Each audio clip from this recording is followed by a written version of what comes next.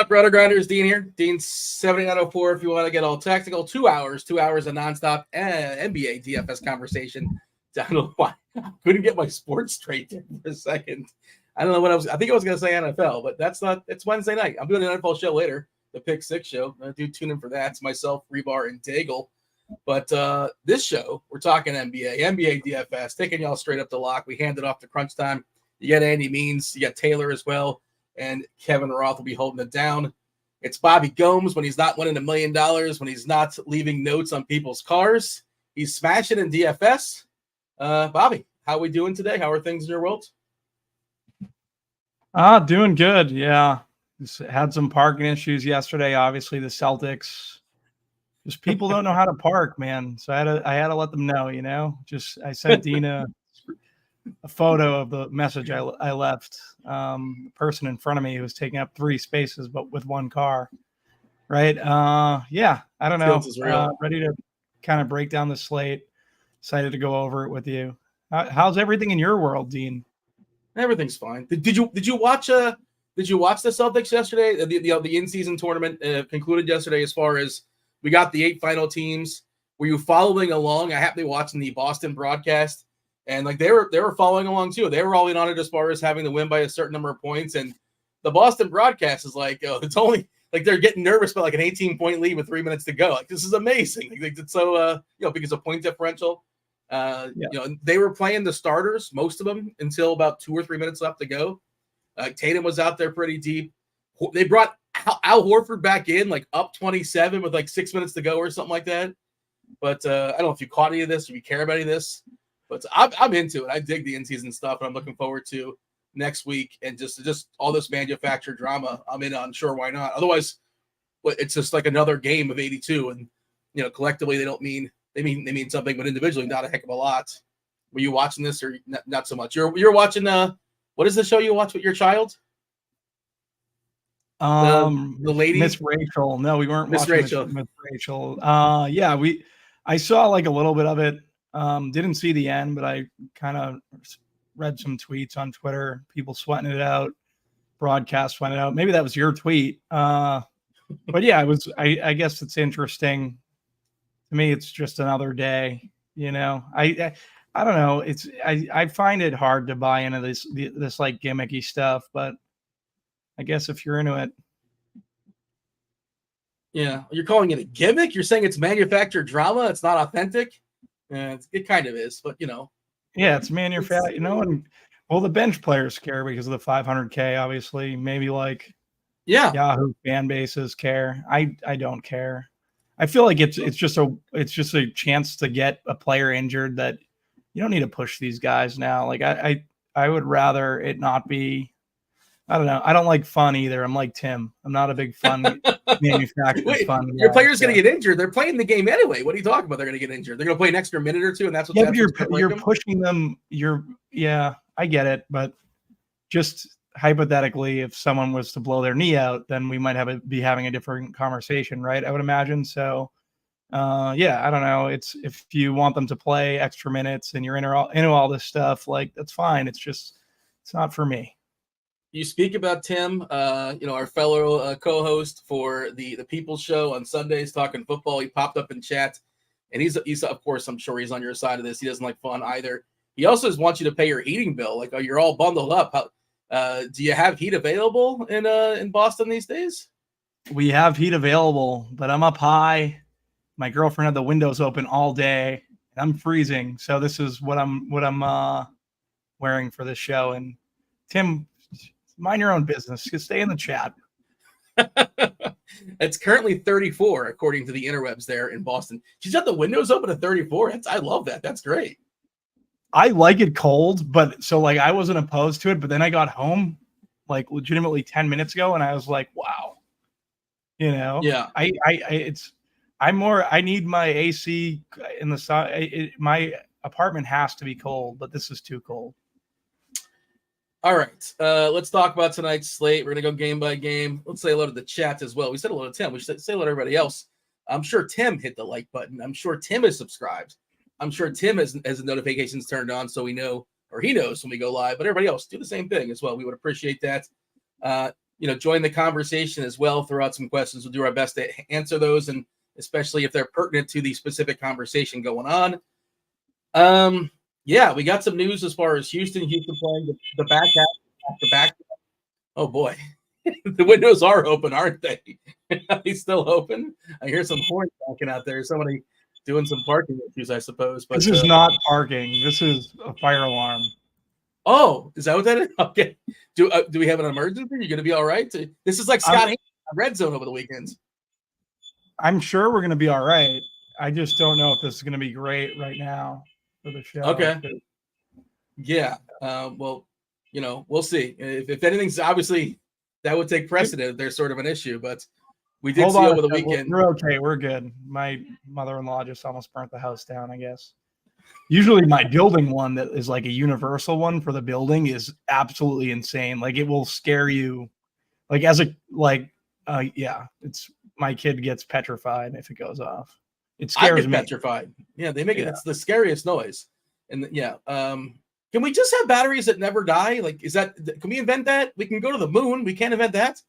Sure, Elon will figure it out. He's on top of it.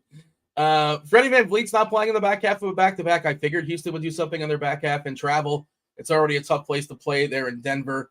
Jokic is officially questionable. I assume he comes back. I think he's fine. We'll see. Durant's got a foot. He's questionable. LeBron, he's played through these questionable tags pretty much all season. They do have a game tomorrow night. It is the front half of back-to-back for the Lakers, and they are playing the Pistons.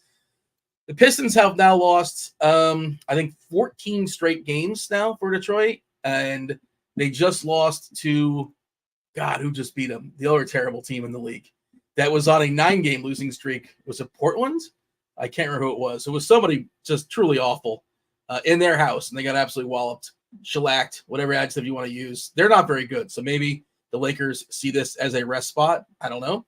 Just kind of throwing it out there. He probably plays. He tends to play through all these games. Detroit lost to Washington. That's who it was. The Wizards, even worse. The Wizards beat them by like 20 points in Detroit. Not a ton of value on here. Some sketchy value, I would say, in Houston. We just got our lineup HQ stuff updated about an hour ago or so with the news. And Jordan Clarkson is questionable. Otherwise, I feel like there's some shaky value. It was Memphis, a lot of Memphis stuff. Nothing's changed there. They have a good matchup. Orlando's got a great matchup. We're picking on the really, really super obvious teams, running some optimals earlier. And I'm running them now, too, because it was just a bunch of Orlando guys and a bunch of Memphis guys, which is, I would put in some rules and parameters. So I'm not going to run out like 4 and 4 or whatever. And that's my lineup. But, what are you looking at? What do you see as far as this slate tonight? Anything big picture you want to point out before we go game by game? Yeah, I'm a big fan of Embiid tonight. Don't love the Memphis value. I do like the Orlando side. Like they're getting the Washington spot, which is pretty much the pace up spot in the slate, in a spot we've kind of been attacking all year, right? Washington, Indiana. So I don't hate that. Not a ton of value, but I think there are some good places that we can find players from. And LeBron on the front end of a back-to-back. I do worry about his minutes, so he's not someone I would be playing, but I do think it may give more minutes to a guy like AD. Like Sengun a lot tonight. There's a bunch of plays that I have interest in that we can get into. Yeah, I was chatting earlier with Tim, and I was like, I don't know why Sengun's playing tonight, because it feels like a half measures move from Houston. Like they gave FEV the night off, whatever. They gave him a thumb, but I assume whatever. I think it's a back-to-back thing, and they also run him to the ground, so it's kind of like a night off. Maybe he's legitimately hurt. I have no idea. Who am I to say?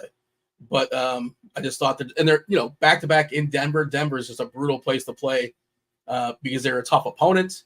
The altitude as well. But and Sengun likes playing. I just kind of you get the feeling he likes to get up for playing against Jokic, so maybe he lobbied to play. They also sat down Jayshawn Tate and Tari Eason.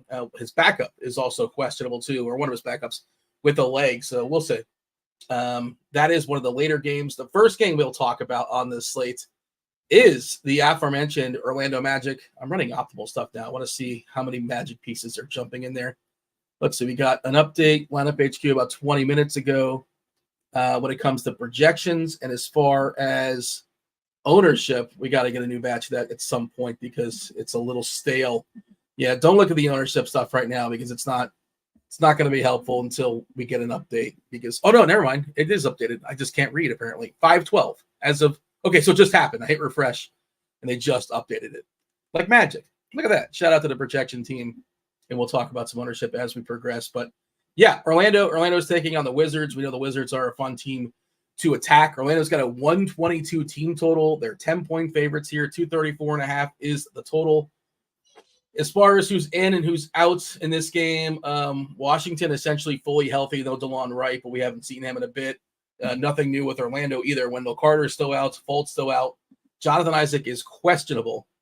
He was kind of a fringe like punt play earlier in the day for me, but we'll see. We will get news in this theoretically, but yeah, Magic players are going to get some ownership. Memphis players are going to get some ownership. The most popular Magic player looks like, let's see. I was Cole Anthony. I thought it might. It's Wagner and Banchero that are both ahead of him, but it's pretty condensed. It's interesting because like 22% for Wagner. I should say Franz. There's two Wagners. Banchero getting 20%. Cole Anthony, he's all the way up to 6'7", which he comes off the bench. They also like let him mop up sometimes, which is I thought was interesting to note. We saw that a couple of games ago when it was like a 20 or 25-point game. And I'm like, why are they still letting Anthony play? He played the entire – I should pull that up. I meant to look at that and confirm. But, yeah, he plays in blowouts pretty deep, which is weird. And this seems like a game where he could play in a blowout. So, yeah, and he'll also close if the game is close. Gogo Batadze, don't really love playing Gogo Batadze unless he's like a super punt. But we know Washington is vulnerable to rebounds, and they're vulnerable to points in the paint. Hello, Gogo Batadze. Yeah, and a bunch of guys are in the teens. He's getting 17%. Suggs getting 15%.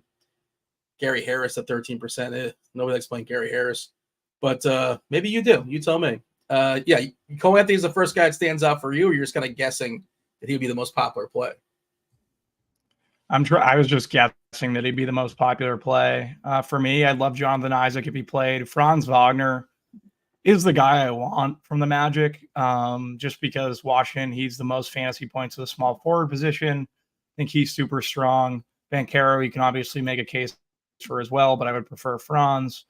Goga Batadze, he's right in there as a value piece you could use. I think Mo Wagner will get minutes off the bench. He's fine in larger field stuff. I want some of these Magic. I'm not going to lie to you. Like, I would make it a rule at least one, and like they're going against Washington. Not much I love on the Washington side. I guess the best run back would be Kuzma. I've like sworn off Jordan Poole. I can never play him again. I don't know what he's doing. Like, I have no idea what he's doing.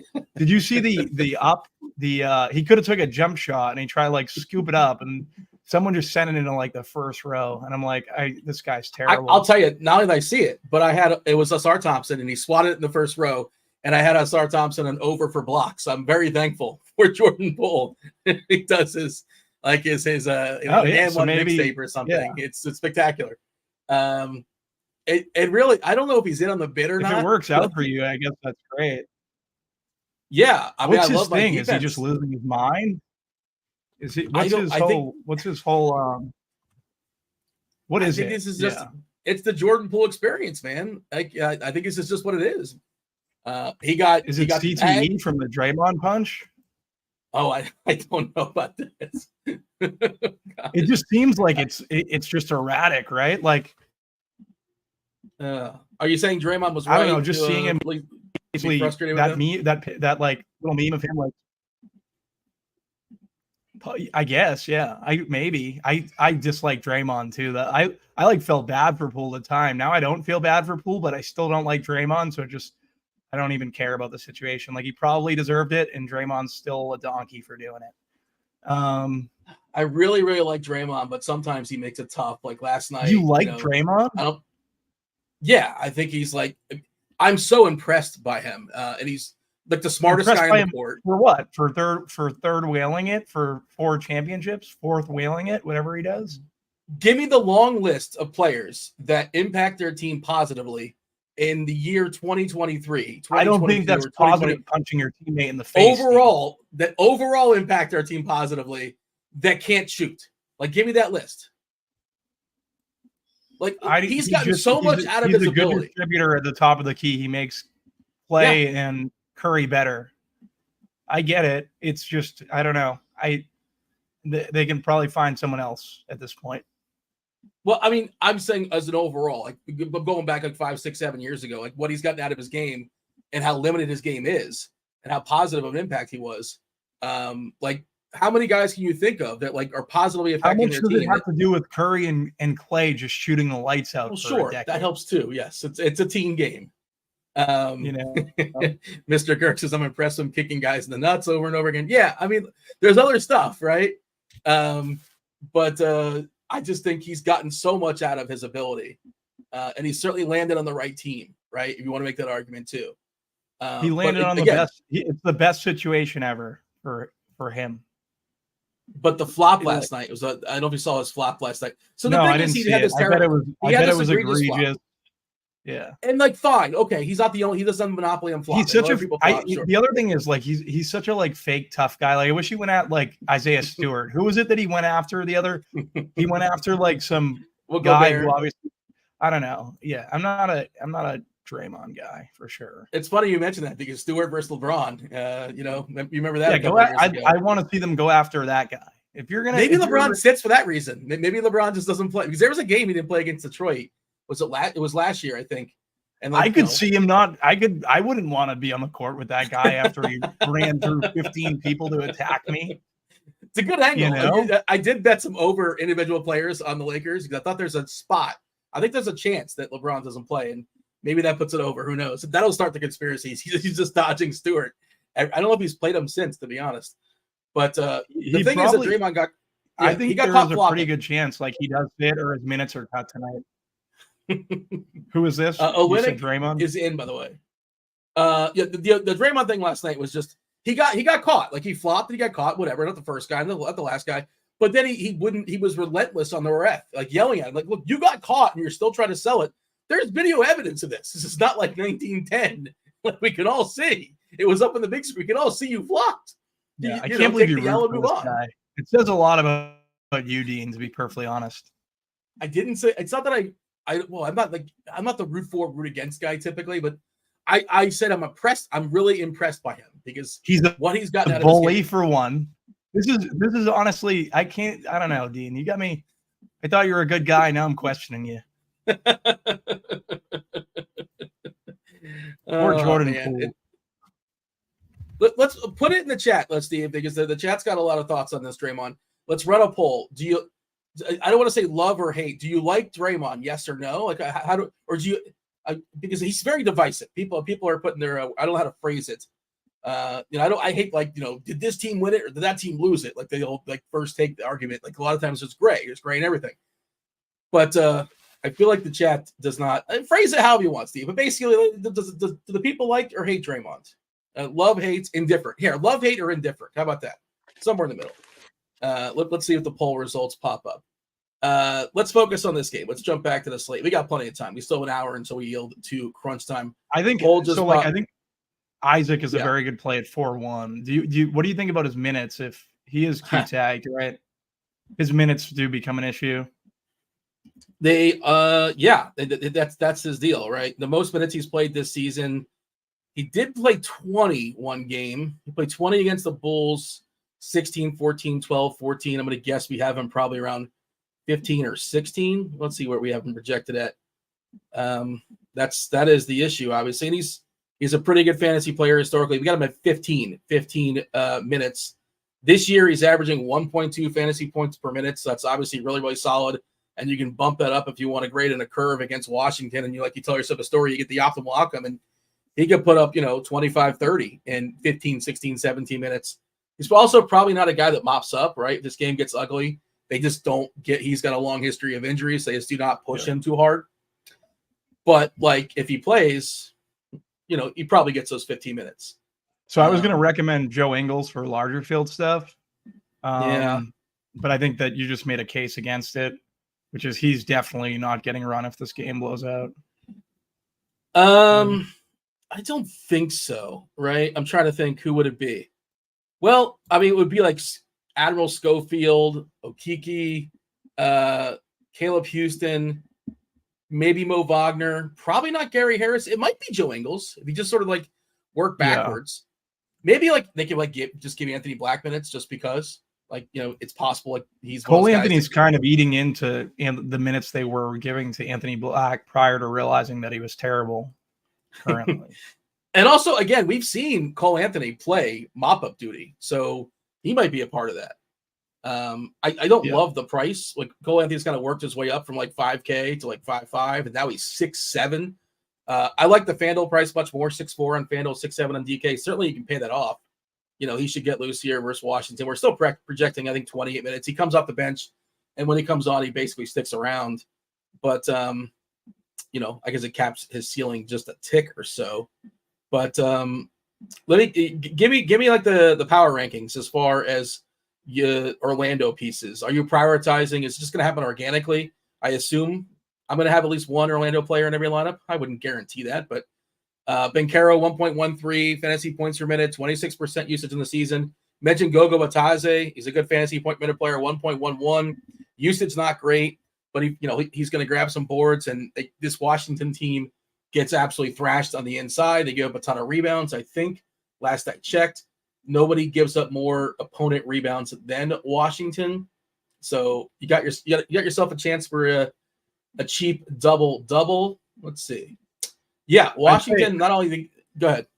I'd say Franz, Goga.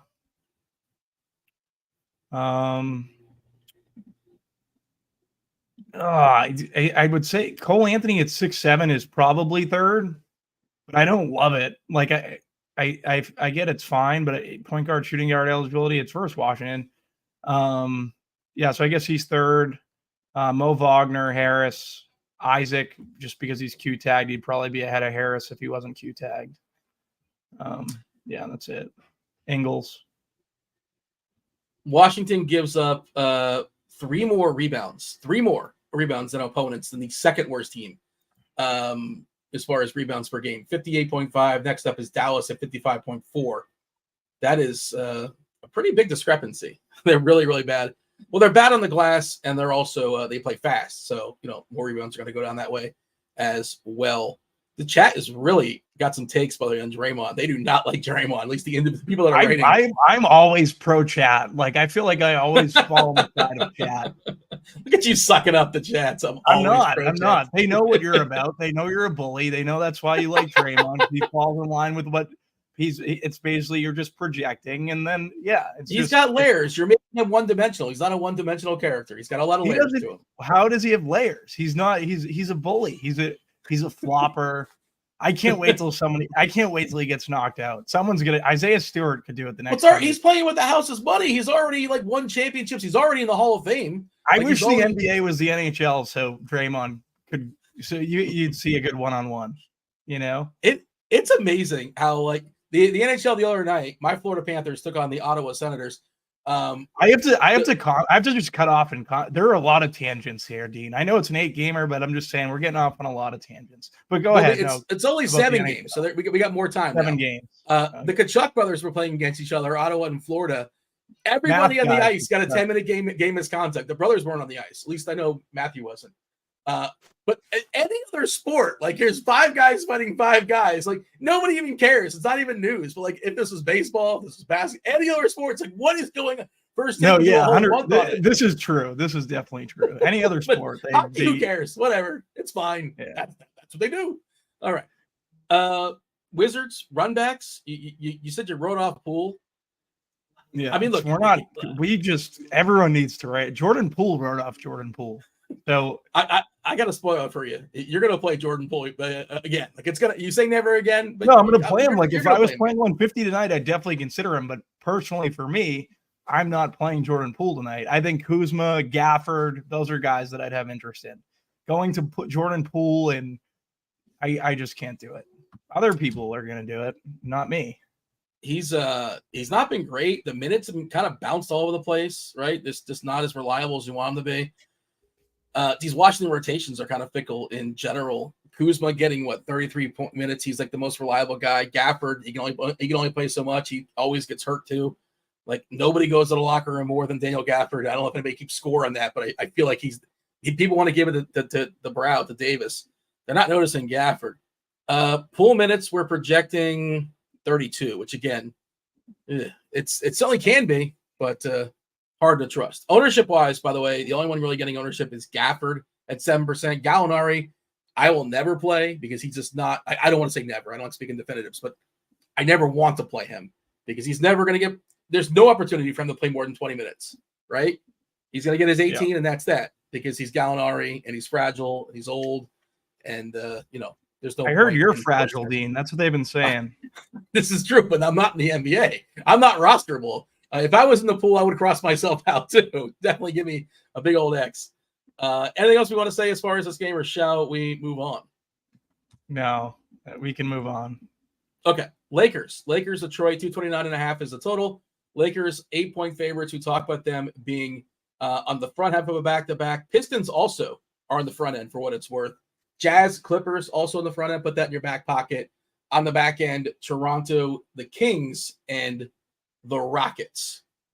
Okay, who's in and who's out? LeBron officially questionable. As we say, he's been questionable basically every single game this year.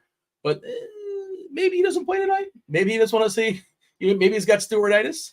LeBron is questionable. Reddish is back. Cam Reddish is back. So that rotation, slight ticks for guys like, I guess you're not playing Max Christie. I mean, I wasn't playing Max Christie anyway, but if you were, he probably goes to the bench. We're projecting Reddish to start at least.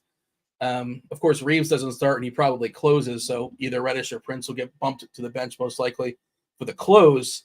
But let's talk about Wood. Christian Wood revenge game. How about that? There you go. Lakers. Very vengeful, Christian Wood. He's another guy that's just. I think he's he doesn't. He is not vengeful. He does not. He has no interest. Oh, he blew up his revenge game earlier in the year. He got like 0 points. Like, was it against Detroit or Houston? It was against somebody, and it was awful. But ownership wise in this game, Jaden Ivey's getting the most at 21%. Jalen Duren, who absolutely smashed last time out, versus Washington, as he's got that archetype to do so, but it's a tougher matchup here versus the Lakers versus Davis. Foul trouble potentially too, and he can get handsy at times. Your thoughts as far as the Lakers, Detroit? Feel free to start wherever you want to start. Yeah, so I wouldn't play LeBron because even if he does play, which I'm expecting him to play, I think his minutes are curtailed on the front end of a back-to-back. So not going to LeBron. I do like AD, though.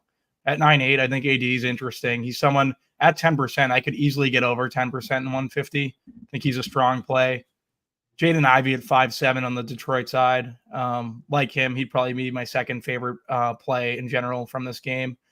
You could always make a case for D'Angelo Russell. Oscar Thompson's fine. There's not like too much from this game. Like I'd probably only have max one of these Detroit guys. Not playing Cade Cunningham. If he hits the pool, okay, but he's not someone like I shouldn't say I'm not playing him. If he hits the pool, it's like the same thing. He's not someone I'm going out of my way to 2x or whatever. Jaden Ivey would be the preferred play on the Detroit side, then Jalen Duren. In terms of the Lakers, it would really just be Anthony Davis and some D'Lo. Outside of that, like no real interest. In D'Lo, not a ton of interest either. It's mainly just Anthony Davis for me. Yeah, I mean, there's not a ton of like value stuff. So if you're gonna go mid tier, I'm fine with Reeves. I'm fine with D'Lo, but they're not amazing plays, but they're both sort of just like fine. But I found the Christian Wood revenge game earlier this year was against Houston. I think Davis or LeBron, one of those guys didn't play, at least one, maybe both. I remember this. And he got a 0. Yep, I remember 100%. I definitely played him. He did get 2 rebounds. So he put in, but I think he got a turnover, so 2 points. So let's give him his 2 points. But he was 0 for 4 in 18 minutes, and he was I remember watching that game and like, man, this guy. And it's funny because there used to be people that say this guy's a future superstar, and he was an awesome there used to be people that said you were a future superstar, Dean. Who are those people? I don't think anybody ever said that. Guys in the industry. People are saying. Alex Carew. Oh, this is news for Thursday. We're getting Thursday news. Yeah, Caruso, DeRozan, Levine. I hope you guys took pictures so that you got that's breaking up soon. Speaking of the Lakers, Caruso and DeRozan might be future Lakers. We'll see. Stay tuned on that. Anything else you want to magnify? Anything else you want to point out as far as this game? Cunningham's got a great usage, really nice usage, 31%. Higher than anybody else in this game, higher than LeBron, higher than Davis, but doesn't do a heck of a lot else, and he's not super efficient either. Does he have a ceiling at all? He really hasn't showed a ceiling all year. I mean, he could score like a 30 career points. ceiling that we think he could be a superstar, or he's a tweener superstar. I just don't think he's really shown much of a ceiling.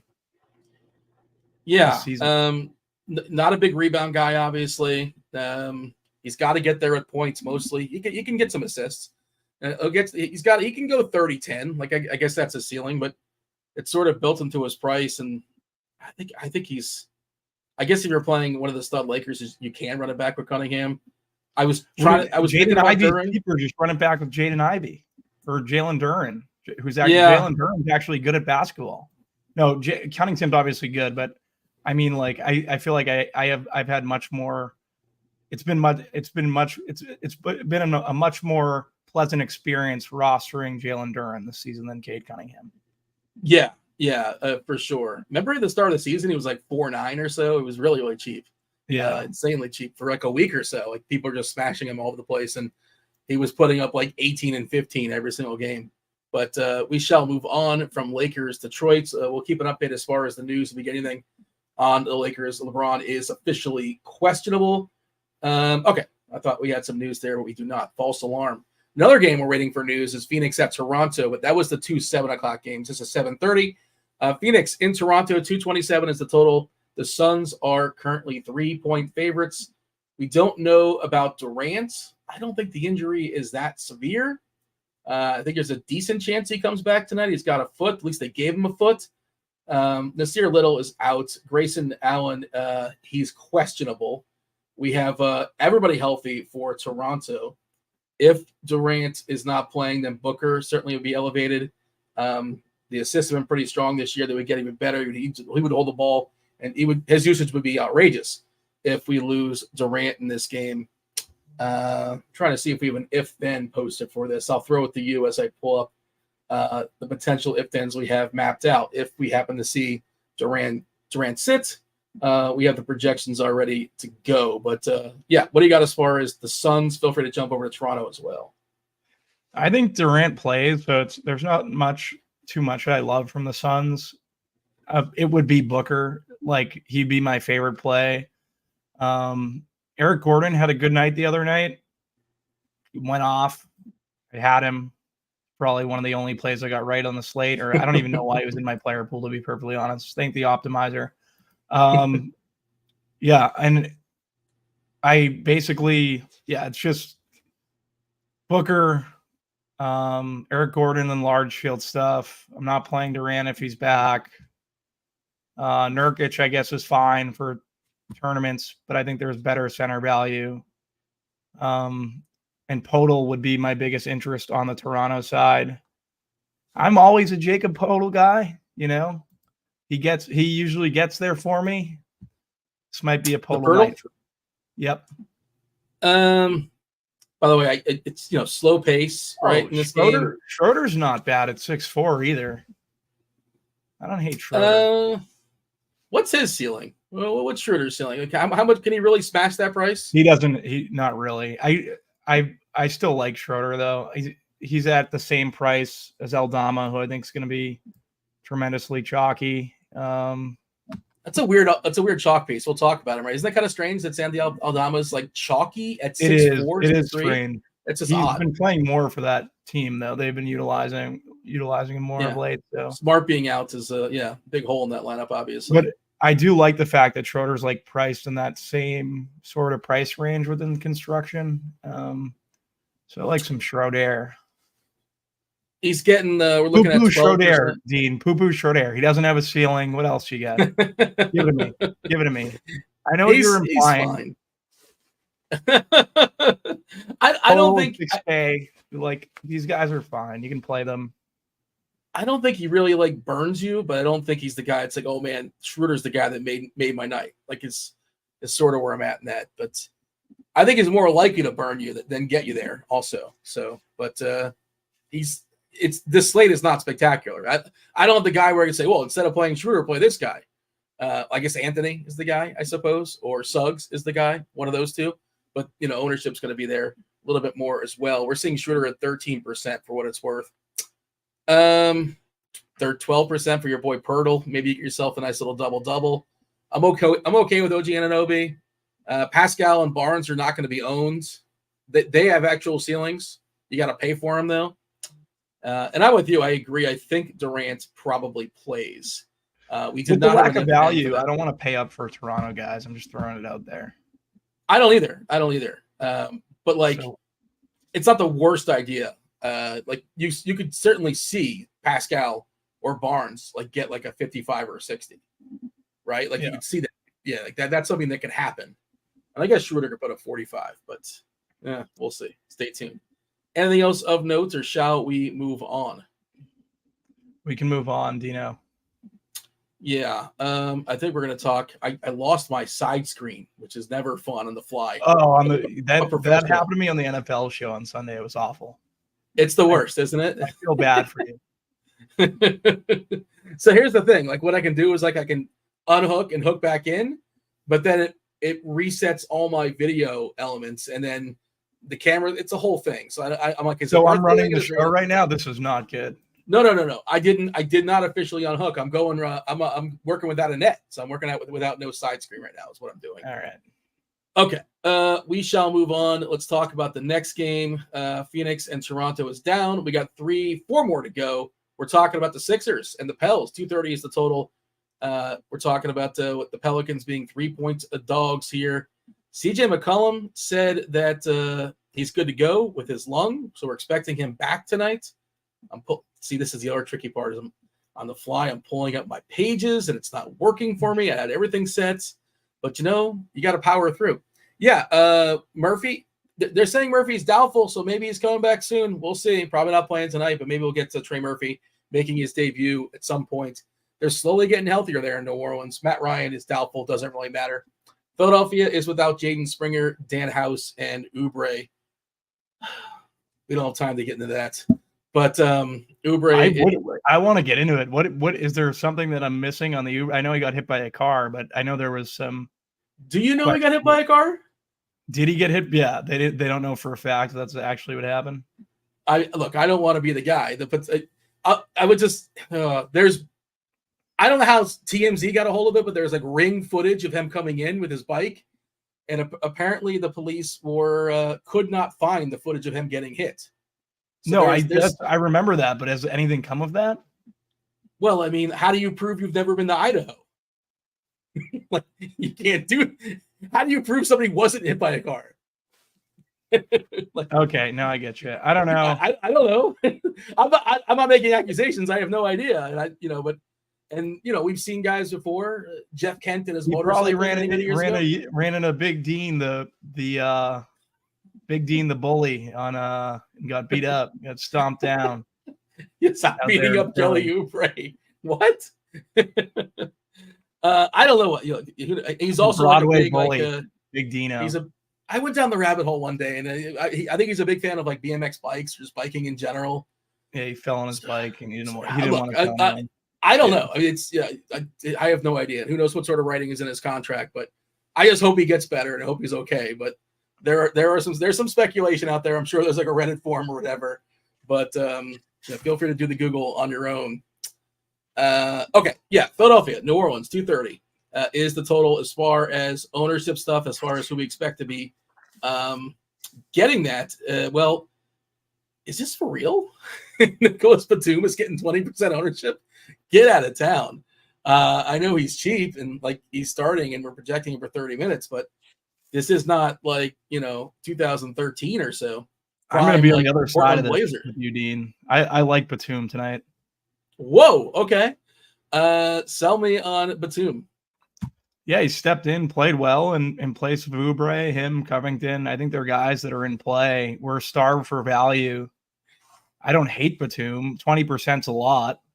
But I want to get up to my favorite play on the slate here, which is Joel Embiid. So How do you have money for that? Nicholas Batum, I guess, right? Nick Batum. So yeah. Yeah. Herb Jones is fine. Not playing McCollum his first night back. Zion's too expensive. Ingram too expensive. Melton is someone I think is pretty interesting here. Just for like when they get in transition, I think Melton's someone is someone that I think would be relatively sneaky. Who else did I? Maxey is going to get Herb, right? So some of this offense is going to be deferred elsewhere. So that's why I like guys like Embiid. I like Melton. Tobias is fine. He'd probably be the one I'd have the least interest in. But yeah, I like some of these Philly pieces for sure. I love Embiid at 9% ownership. If that's what we're looking at, like that is incredible. I can't wait, but it's going to get steamed up because I feel like everyone's going to be on it. He's also he's gotten better. Harden being gone, 1.79 fantasy points per minute. He wasn't last year. I want to say he's 1.6. I could pull up the court IQ stuff, but he's gotten stronger as a fantasy player. He's doing Jokic stuff. Not saying he's Jokic, but they're funneling the ball through him more. He's passing. I don't know. I think he's easily the best play in the slate tonight for sure. And Nurse being his coach, his minutes are more solidified. He even gets a couple extra sometimes. Nurse doesn't care. But doesn't that also solidify the minutes for a value play like Batum, and that's kind of why we're seeing it? Well, not necessarily, because the fifth player, there's Melton, there's Maxey, there's Embiid, and there's Harris. Yeah. And it's not always going to be Batum. It has been more times than not. Sometimes it's been Covington. Not often, but it's happened. Yeah. We saw Pat Bev was the guy on occasion. I'm not saying it's going to happen, and I think it's probably going to be Batum. And he's just going to stand in the corner, right? His usage on the season. Do you want to guess what his usage is? This is a fun game to play. I'm looking at the answer. It's not great. I know you love to play this game, and I know you're, by the tone of your voice, you're implying it's terrible. So just tell me. 7.9% usage. That is it's not great. He does other things. He'll sprinkle in some other stuff, right? But he's one of those guys who'll give you the 3-3-3-2-1 line. He can, you add it all up, and then he kind of sort of gets there. It doesn't completely blow up your lineup, but the floor is rough. But he's your classic 3-and-D, right? But I'm not besmirching. I see why you're going to use him. And you mentioned New Orleans. With McCollum coming back, everybody else is just a tick overpriced, right? He's probably not going to get full throttle as far as minutes. We're projecting 30, so maybe that's close to full throttle, but he's going to eat a little bit off of Ingram, a little bit off Williamson. Daniels goes to bed, basically. There's no way you roster him. Hawkins takes a big hit. Alvarado, you can't. Nobody here is getting more than 1% ownership, which is wild.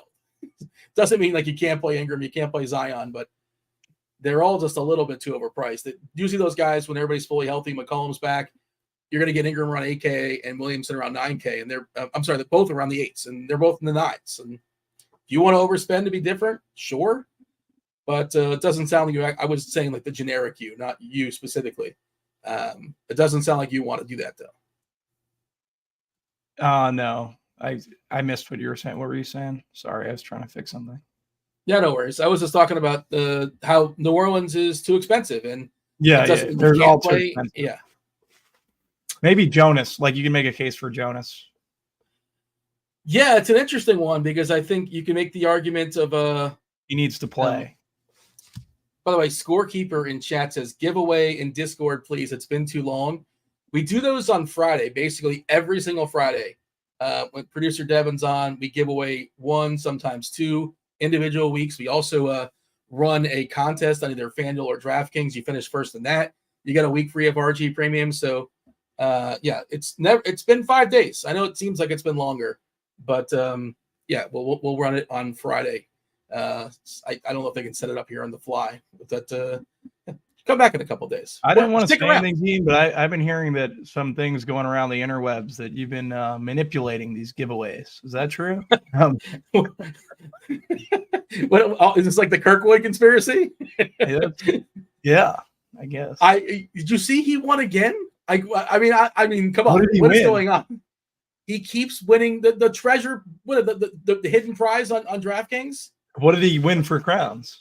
Like 500,000 crowns, like 3 weeks in a row. Yeah, it's got to be Aguilar just giving him crowns, shoving him crowns. Well, I'm not gonna just willy nilly throw out accusations. But I'll throw out accusations to both of them. No, I doubt it's that, but he won 10K this weekend too in the contest I was in. I seen Kirkwood. Good job. Unbelievable. Are we at the point where I'm like mad seeing it now? Like I'm rooting. I don't want to be the root against guy, but I'm rooting. I want him to get 5,000 crowns. You're the biggest root against guy I know, Dean. You're the biggest root against guy I know. You're always rooting against, saying, "Oh yeah, I'm for you. I'm for you." Is he actually winning, or is he just using the same screenshot over and over again? That is a good question. Point. Yeah, maybe he's just having fun and like just trolling us. I sent out the screenshot with like a $0 balance in my DK account, and woof, that was not. Where'd that? I've never kept money on the site anyways, so it's like, but I just didn't think to, you have to, everyone like edits their thing or whatever. Yeah. Reddish remains probable. No update on LeBron as far as the Lakers. We got 3 more to go. We'll talk about that in a second, but I do want to mention SimLabs. You guys know about SimLabs. We talk about it. The beta version of our new NFL lineup building tool, SimLabs, that is here. Now with FanDuel compatibility, use SimLabs to generate DFS lineups through the power of simulation. Combines data from every aspect of the slate to churn out lineups that match your preferences. Just a few clicks, you can have hundreds of well-built, correlated lineups ready to go for whatever contest type you're playing. You want to know if it's a large field, if it's a small field contest, it'll pump out a bunch of positive EV lineups for you. Check out the link in the description for more information. While it is still free and currently in beta. Should also, while we're here, let's shout out the old props and pick'em package. Check out the brand new props and pick'em package. The experts at RG, the RG projection team, they take our premium stats, they comb through all the markets, they look for inefficiencies through mid-November. NBA, NFL, NHL, they're up 38 units as far as the expert picks. Using our model, you can easily see which of these lines are off, where to find them, and how likely the prop will be to hit based off of our tool. Once again, that link will be in the description. If you guys just joining us about 25 minutes away from crunch time, you got Andy Means, Boss Man's coming in, as well as Taylor Smith. You got Kevin Roth also taking you guys home for crunch time. If you don't know what crunch time is, you probably should at this point, but if you don't, there's probably like one guy. What's crunch time? Same thing? Not really, kind of, sort of. They'll give you their favorite plays position by position on FanDuel, on DraftKings from both a cash game perspective and a tournament perspective. They'll answer your questions, not just in the YouTube. Well, that's not prioritized. What's prioritized is the Discord, RotoGrinders.com/Discord. Most of our Discord channels are free. I jump in the NBA Discord channel on occasion. Usually I try to get in there at least once a day. Took my L the other day on those Malcolm Brogdon minutes. Bad job by me, but hey, dust ourselves off. We try it again today. Bobby, this is the day we get even. This is the day we get right. 3 more games to talk about. I did have a take on this last night. Houston versus Denver. 214.5 is the total. Denver is now, a 9-point favorite, 8.5-point favorite. And I thought Houston was going to rest some guys in the back half of the back. And we got closing line value on Denver. Let's hope that Jokic plays. I assume he's going to play, but officially he is questionable, as is Jamal Murray. There's a chance Jamal Murray comes back tonight, as is Aaron Gordon. So this could go the other way quickly. I don't think it will. I assume Jokic plays, but we'll see. 9 o'clock game. Hopefully we get that news, or maybe not. You want that news at some point. Maybe it could be DeAndre Jordan season once again. I was so tilted that news came out when it did, because that was the plan to set up for DeAndre Jordan. But hey, what are you going to do? Then all of a sudden he's like 90% owned, rightfully so, and he smashed the world. FVV, no Freddie VanVleet for Houston. Tari Eason is questionable with his leg. Jayshawn Tate, he's got a knee, so he cannot play basketball tonight. Speaking of like fragile chalk, right? How do you feel about Aaron Holiday chalk? Because I hate it, but like I get it. Yeah, I would prefer Batum over Aaron Holiday. Is that a bad I know it's really not a 1v1, but in terms of just chalk in a vacuum. I'm just sort of thinking out loud as far as what position is stronger, which one has more of an opportunity cost, and I feel like point guard's probably better. The Holiday's a point guard, Batum shooting guard, small forward. What is he officially? Batum Shooting guard. So maybe I know position matters, but I'm just saying in general. Oh, he's power forward actually. Batum's power forward. Power forward, yeah. So it sort of depends upon how I feel about the position, but I understand your question, and I'm not going to say you're wrong. But Holiday, a little bit higher usage, 14%, 0.72 fantasy points per minute. We're, with Freddie VanVleet out, we're assuming he draws to start. All the Holiday brothers are terrible usage guys, except for Drew Holiday, right? Yeah. Justin's pretty bad too.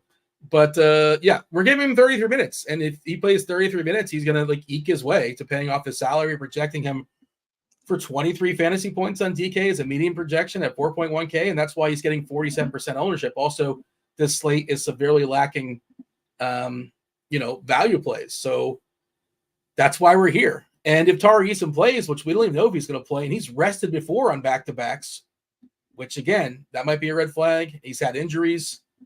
He's projecting right now to be 28% owned at 21 minutes and 21 fantasy points, and he's a good active fantasy player. I don't know why they gave him the cue. Either let him play or don't. I'm afraid he's not going to play, but it's weird they didn't say it then.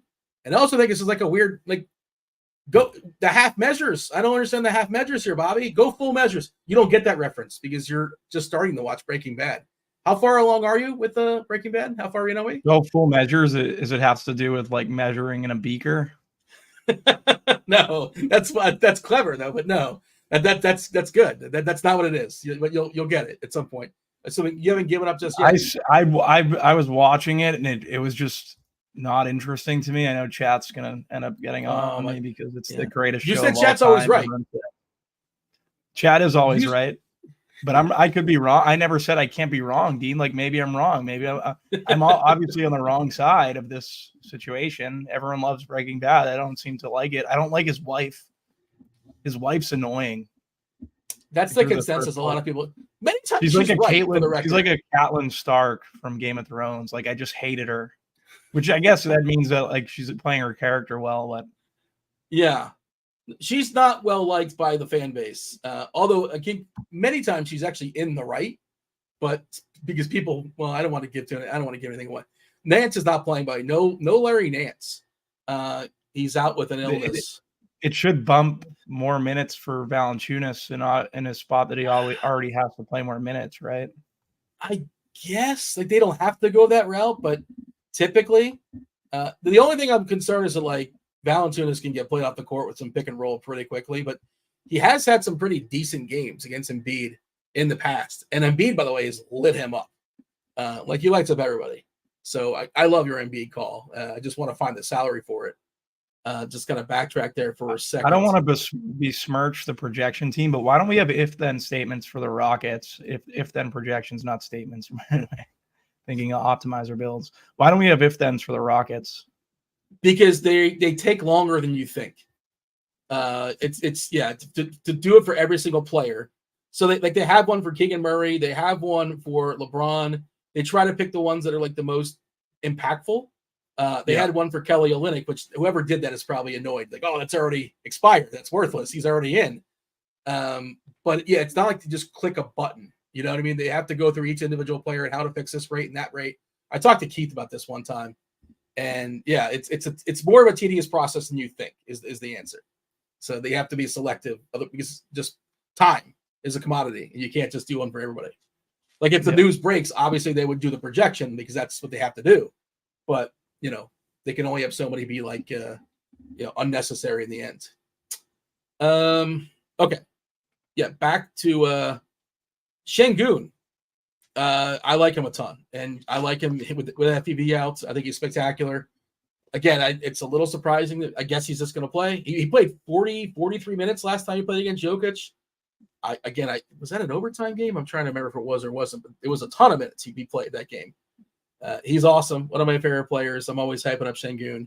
He was no triple-double last night, but he still smashed the slate as he tends to do often. yeah, if this game stays close and he plays 35, 36, 37, something like that, maybe even a couple minutes more. It is the back half of back-to-back. It is travel.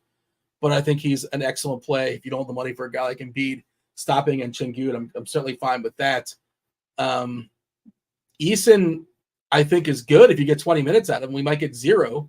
What is your plan with Eason? Because I don't know if he's going to play. And it's just weird to me. Why are we giving him the cue? Just let us know what's going on.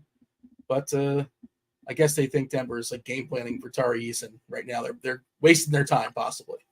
I kind of think he sits because, like, why else would they give him the Q tag? That's what I think. On the back-to-back. Like, I just kind of think he sits. It's weird that we get the FVV news and we haven't got the Eason news, though. I will say that. In terms of Aaron Holiday, I think he's bad chalk. Whether that comes to fruition or not, I think he's definitely the guy you're trying to get away from. I really like Jabari Smith. I really like Sengun. Jalen Green, I think, is a strong play as well. And Dylan Brooks would be someone I'd have interest in, too, just because like maybe he's a little bit more ball dominant in this situation when they're lacking. What do we have for usage when FVV is out? You want to pull up Court IQ? It's funny. I'm on Court IQ right now. I was pulling it up for I was kicking off Fred. Let's see if I can find him. There he is. I'm running it right now. So just give me a second. I wanted to look at the discrepancy, the differences as far as usage. Usage bumps without FVV. Jalen Green gets a 12% usage bump without Freddie, which is that's pretty. How many minutes is that? That seems like I like Jalen Green a good bit. I like all 118 minutes. Smith, Sengun, Jalen Green. I think they're super strong plays. Like, I might get to like at least one of 3 for all my teams. Yeah, Jalen Green gets a bump of 0.3 DK fantasy points per minute. That is massive. His usage is 40%. Oh my God. Again, it's 118 minutes, which is not the biggest of samples, but it's not nothing. Aaron Holiday, by the way, in this situation without Freddie VanVleet, 12.86%. Where is Sengun? 1.24, which is as different. Does he have a difference? His usage would be at 27%. Do you think if Jokic sits, Sengun sits? I think Sengun's either gonna play or he's not. But like, if we somehow get the scenario where Jokic sits, Sengun will annihilate DeAndre Jordan. I don't know if Zubac was smashing Jordan the other night. I don't know if you saw that. Like, he put up a great box score and good for him. Like, shout out to him for doing it in LA. But it's kind of over for him. You know, it's just inside rebounding dunks. He can do that. But like, Sengun is like got moves. He's got post moves. Like, nobody's doing post moves in 2023, but Sengun could work. He was working Dallas last night in the post. The rookie, forgetting his name for some reason. Lively. Yeah, he was working him. I would love to see that, just because smash every Sengun over if that is the scenario. But it's probably not going to be. I think Jokic comes back. As far as Denver, ownership wise, the way things stand right now, it's nothing. Like, nobody's getting anything. Even Jokic is not grabbing much ownership because, especially if Murray comes back. If Murray comes back, and that's the reason why we have Murray projected in. So we have Jokic like 13K almost, and Murray projected back. So this stuff can change a little bit, but it's hard. It's hard to get to for me, especially with Embiid right there. And Houston's a good defensive team. The team, remember, we used to pick on them? No longer. They've turned things around there in Houston. Udoka's the guy. Yeah, I was looking for I was trying to find it on my site, Coach of the Year. I thought he'd be an interesting flyer. Curious what his odds are. And I think when the games are going on, like, you can't bet it, or maybe it's not even on my site. But that situation with the Celtics was very unfortunate because that team with Udoka would be unbelievable. I'm not a big Missoula guy, I will say. Not a big Missoula guy. I don't know if you've seen enough, but yeah, I think it's a downgrade if nothing else, right? 100% a downgrade, yeah. But anything else as far as this game? We got 2 more, so plenty of time still. No, I think we kind of hit on everything. These Rockets are great. Jabari, Jalen Green, Sengun. I think they're all great plays. Yeah, I would like if Eason is out, like who would get the bump? This might be a Jeff total Green? galaxy brain, but is Eason Q tagged? Because this is what I'm thinking. This could be. You can take it. You can take it Waiting from on here. Jokic? Back. If Jokic sits, Sengun sits, Eason plays. No, I don't know. We try to figure these things out, and we come at it from like a logical perspective sometimes, and sometimes applying logic and reason to situations that aren't as logical or reasonable. It's just not going to work. I don't even know if it's actual logic. I'm just throwing it out there. Eason's a big. I don't know. I don't know if there's any sort of correlation, but it's an interesting thought. Okay, we got two more. Let's talk about. You can poo-poo my thoughts, Dean, if they're bad. No, I don't know. I don't have a. No. I'm rooting for you. I'm not a root against guy. I'm rooting for your thoughts to be good. You're a huge root against guy. We already talked about that at the top of the show. Sure. I will say, people are getting on me for the jacket at the top of the show. I might wear a jacket every show. This is the most comfortable I've been on a show. I feel like I'm in like this jacket's fantastic. Open the windows, turn the fans on. Doing the show. Okay. We got two more before we step aside and make way for crunch time. We have the Jazz. The Jazz are in Memphis. 224 is the total. The Jazz are 4.5 point dogs. Memphis is popping like crazy. I want to run updated optimals, but earlier I was seeing 3 or 4 in some lineups, which is kind of outrageous, but I also kind of get it because Utah is certainly a team that you want to attack. Jordan Clarkson. Did we get an official update on Clarkson? I think he's in, right? Let me just confirm. I think he was at shoot around and he was questionable. That's what it is. Yeah, I think he plays. Yeah. So Clarkson is probable, as is Kelly O. Chris Dunn is out. That doesn't really matter. Lauri Markkanen's the big one. He's still out for Utah. Memphis, same deal. Basically, nothing's changed. Smart, Clark, Tillman, Kennard, all out. Laravia is out as well. But good matchup here for Bismack on the inside. It's another cheap center if you want a cheap mid-tier center. I think Bismack, if you don't have the money for Embiid, you don't have the money for Joker or even Şengün, I don't mind a little bit of Biyombo. This is kind of like the team certainly he can exploit. I know Kessler's a pretty good rim protector, but they've been pretty bad, pretty vulnerable on the inside on the whole. As far as ownership here, when it comes to Utah and Memphis, we got I just ran the optimals, and there's one player that hit the ceiling that's in every single lineup. I said I don't know why I put it like this. Max exposure for one player is 69%. I don't know. I just picked that number for whatever reason. And one player hit that threshold. Number to pick, Dean. It's definitely an interesting number to pick. Sure. I picked it at random. Do you know who the one player is that hits that? The one player Santi Aldama. No, it's not Santi Aldama. He's getting 30% of lineups. I had some variance. I had a little bit of juice to it, but one player, it's the aforementioned Aaron Holiday, which is just like throw up in your mouth. Okay. But just I can't. It sounds like you want to get away from it. I think so. I think I do. I think I could poke some holes, but maybe I don't know if he's going to play 33 minutes. Like he's hitting every optimal. Yeah, I just ran him on ours and a couple others. Ugh. Everyone loves this Memphis game too, right? Like Triple J, who's been kind of bad this year, right, by his standards, but this seems like a great Triple J spot. Desmond Bane, I like him more. And we're seeing Triple J getting more ownership. I assume it's because of the price discrepancy. Jaren Jackson Jr.'s 7.4K getting 35% ownership currently on DK.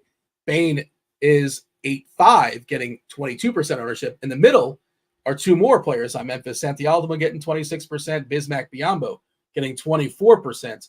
So 4 players getting at least 20% there on the Memphis side. And they're all pretty good fantasy point minute players.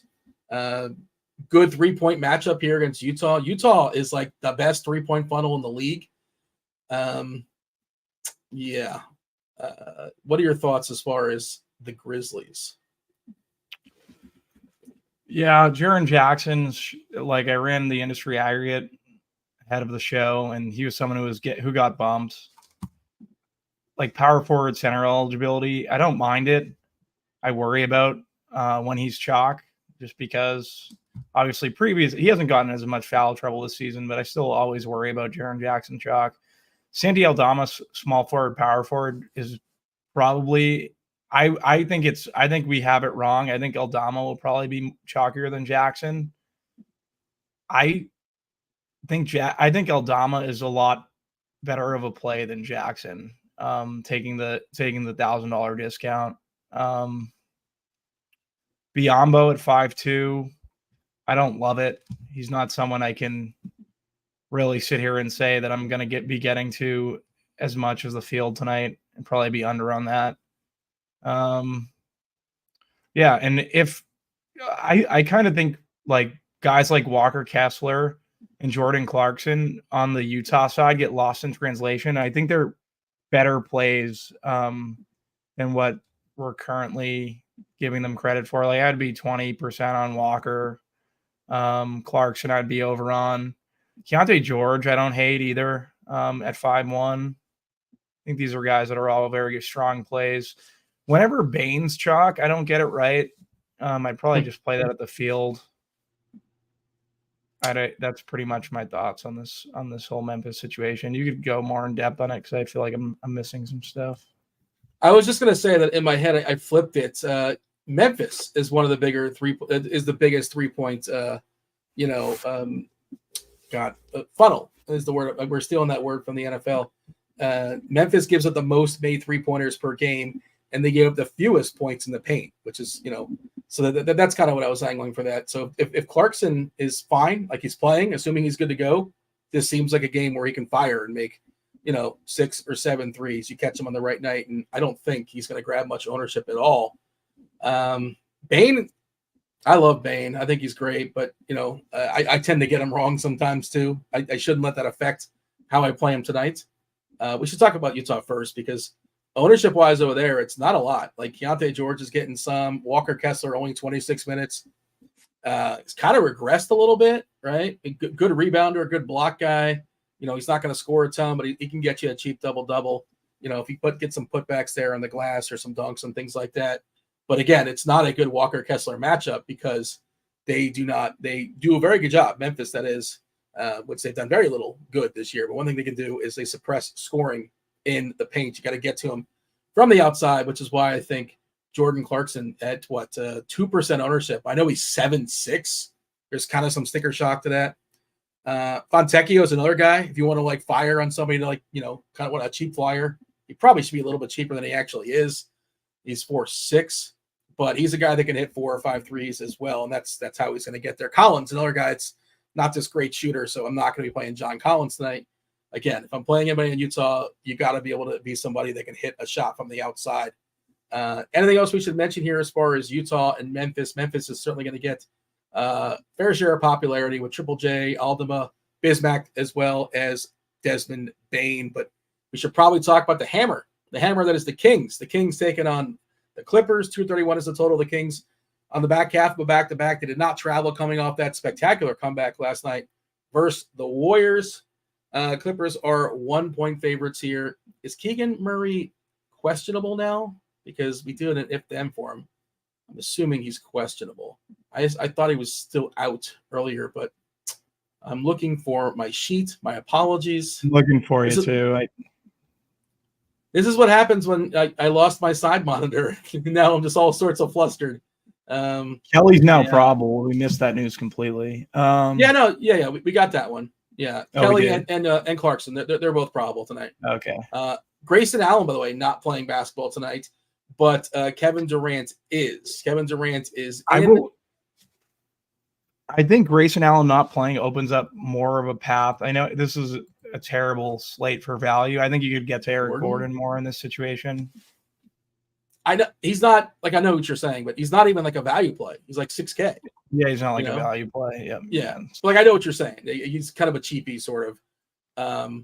In the context of the slate. Yeah. I'm trying to think who else would get some on Phoenix. So we can kind of walk it back there for a second before we talk about the Clippers and the Kings. What's our projected starting lineup for Phoenix? KBD. We're expecting, and he's not even like 3K. He's 4-6. Bates, Diop, Booker, Gordon, Bates, Diop, Durant, Nurkic. The other thing is that the other guy is out too. Nasir Little is also out too. So a couple of their wings are down. Trying to think who would get some. Okogie would get some run, but he's another.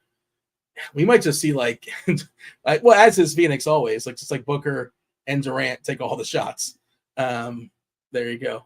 Not that the matchup there against Toronto is spectacular, but let's talk about the hammer that is the Clippers and the Kings. 231's a total, pretty high. It's tight as well. You have anything that stands out for you as far as this game, ownership wise? Not one player overwhelmingly being popular. We're seeing Kawhi at 18%, which I don't know. I think he's fine, but I think Kawhi is the play for me. Like I think it's okay. Kawhi or Zubac, and then there's literally nothing else. I don't have a ton of interest on the Clippers side outside of those two guys. And on the Kings side, like it'd pretty much be Fox or Sabonis, and I don't see myself getting to a ton of them. Daniel Tice down at 3.8. We're showing 17 minutes, but if you're really starved for value, I think throw him in your large field GPP pool. Yeah, we've talked about the chemistry that Tice and Westbrook have seemed to develop pretty quickly with their PNR stuff. But the Tice stuff is kind of thin. But we're sort of starved for value, and he's a guy that can theoretically put up 22 fantasy points in 16 minutes or so, or maybe even 25, 26. You catch him on the right night. I'm fine with Monk as another, he had the game winner last night. He could put 20, 25 points in the bucket. He kind of sort of has to. He's not going to do much else, but I think he's still cheap enough where he's an interesting little flyer. And just sort of noting, it's the way we have it right now, Sabonis and Fox, both less than 1% ownership. And, Fox can break a slate. He can put up 65, 70. What did he have last night? I think 65, 70 or so last night. He was spectacular. I'm not running 150, but if I was, I think it's pretty easy to get above the, the ownership projection that we're at, less than 5% on both those guys. What's up in the chat? Let's see. Keegan Murray, according to the chat, they're saying he's officially out. We never circled back. Means he set out in our personal chat. I'm just seeing it now. So okay, good. All right. Yeah, my apologies. I had that up earlier and I lost it. You did it on purpose, Dean. I thought it was weird we had an if then for him because I didn't expect him to come back tonight. I'm like, we have an if then for Keegan Murray. That's that kind of surprised me. We have speaking of Ameansy's coming in shortly, as well as Taylor Smith, as well as Kevin Roth. Crunch time is happening. The Fanduel sponsor Crunch time. Bobby, you want to give any sort of we talked about it. We broke down all the games, discussed all the games. Did anything change as far as your perspective? You feel stronger about one thing as far as like your stands on this slate? Anything that you want to? I definitely love the Rockets, Jabari Smith, Sengun, Jalen Green. My favorite play, my stud that I'll probably have on every team is Embiid. That's pretty much it. I think Embiid does get steamed up, so I think Anthony Davis is probably a pretty good tournament play in that situation too as well. We're still theoretically waiting for LeBron news. That game starts in less than an hour. Guessing he plays, but you never know. That if they are going to rest him, this would be the rest spot. Front end of a back-to-back. I believe they have OKC tomorrow night. We got Andy. Who's Andy waving to? What's that? He's mocking me as I show my children some love. He's just openly mocking my love for my children. It's terrible. I'm talking to someone. I didn't want to interrupt Dean. Sorry. It's fine. It's fine. Roth, you sent out a tweet. You said you're pondering paying somebody to hang up Christmas lights for you, and you're wondering if it's because you are a coward. Wait, did you say coward? Is that one of the options? Yeah, no. It was. Am I just a tired dad of two, or am I an absolute coward?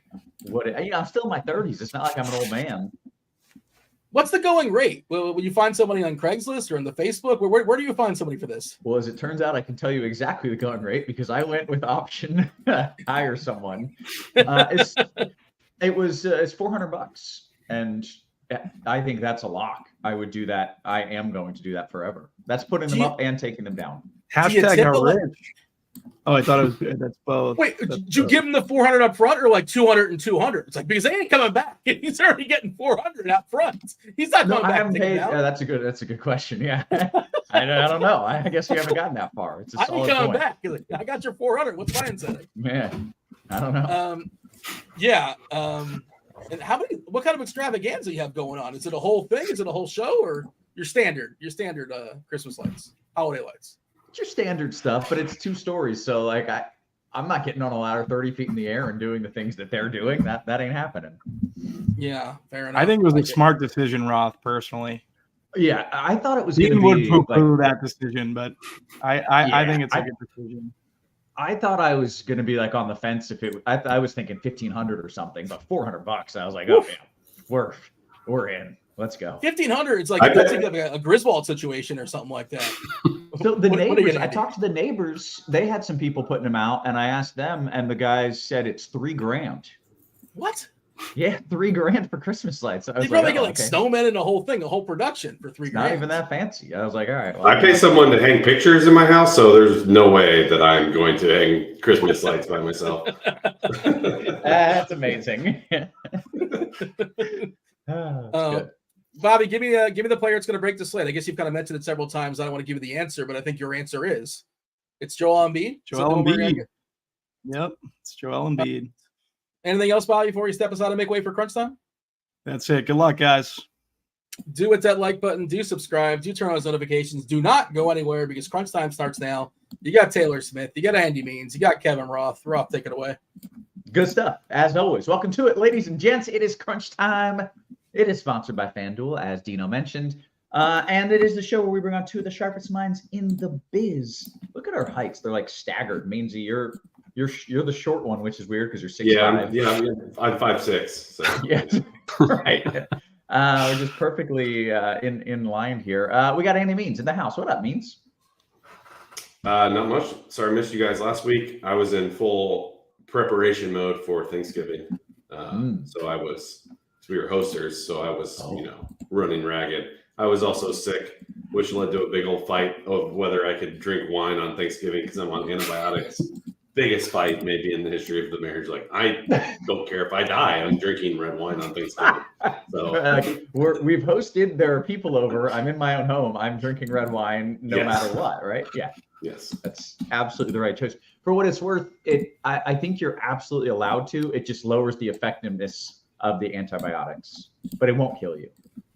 That's for sure. So big whoop. I would rather be sick for another 10 days if it means I get to drink wine on Thanksgiving. 100%. Yeah.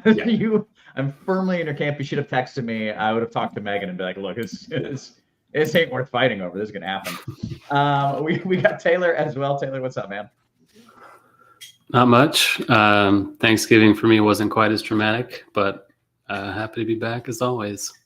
Well, we are happy to have you, helping you break down the slate. We did get some news here. Isaac is out. Johnny Johnson, I don't know if this is related, but randomly says, Goga Batazzi going to break the slate?